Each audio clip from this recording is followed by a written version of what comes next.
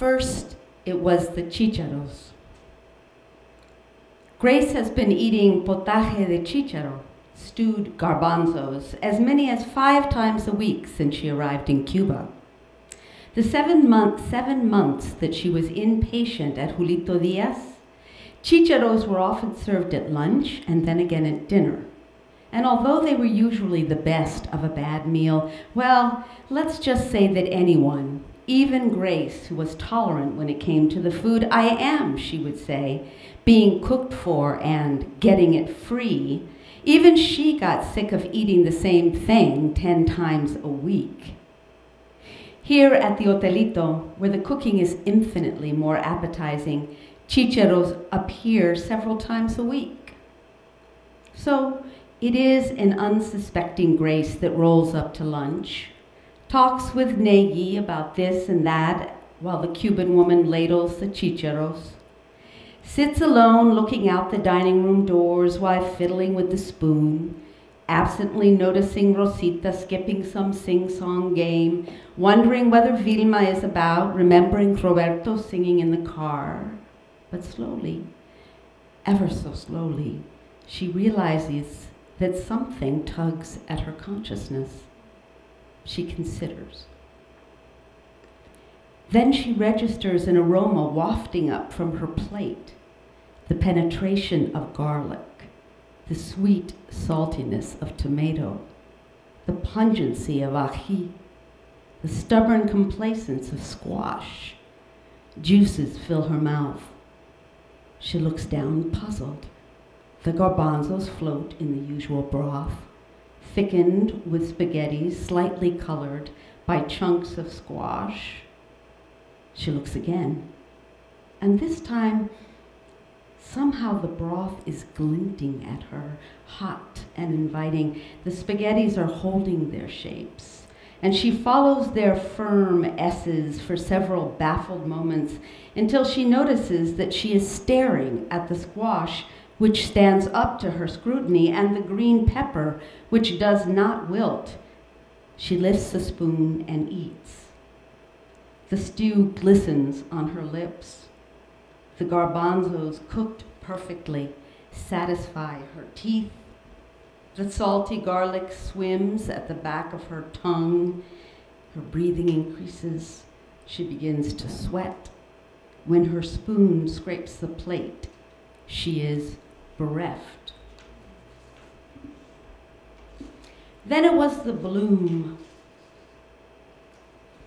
On her way to her room, Grace's wheelchair veers without warning into a flowering bush. She is suddenly face to face with a bloom. She stares at it.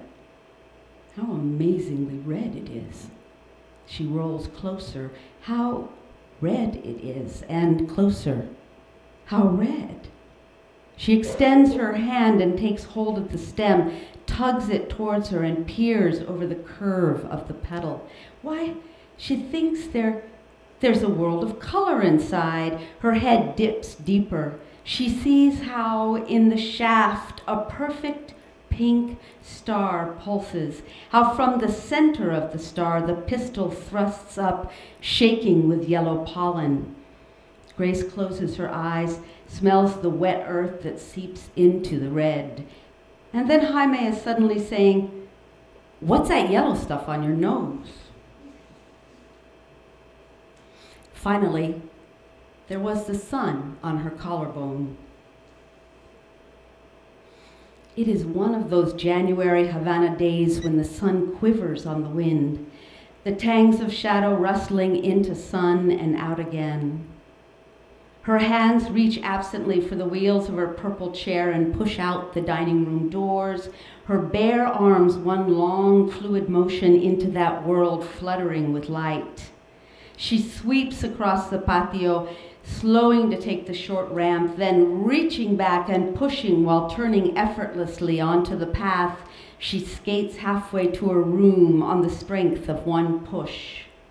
She reaches her hands back again, which puts her collarbone directly into the path of a steady sun, and The young man sitting on the patio, his long legs spread wide apart, having followed her absent liquid progress with a speculative Allah, sees her slow, then stop, sees her arms dangle behind the wheels, watches as her head and chest move slowly up and back until, from his perspective, she is one long supplication, and she feels something. Something on the skin stretching across the birdwing bones that frame the delicate indenture at the bottom of her neck.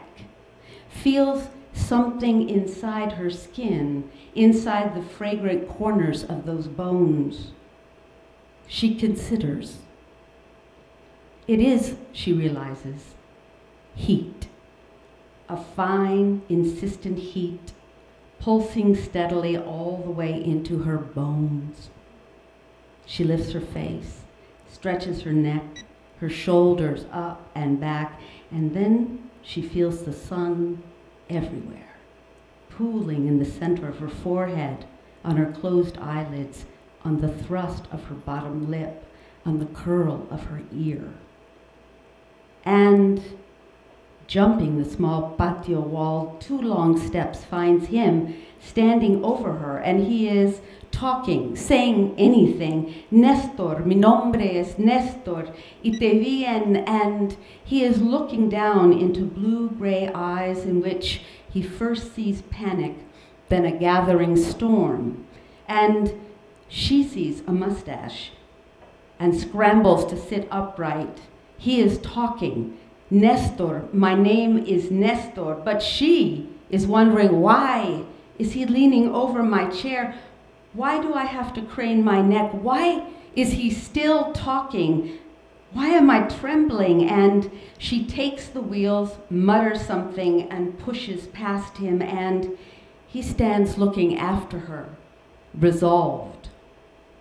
And she dreams that night, restless dreams of the sun's insistent rays coming like a barrage of arrows, piercing her skin, jutting into bone.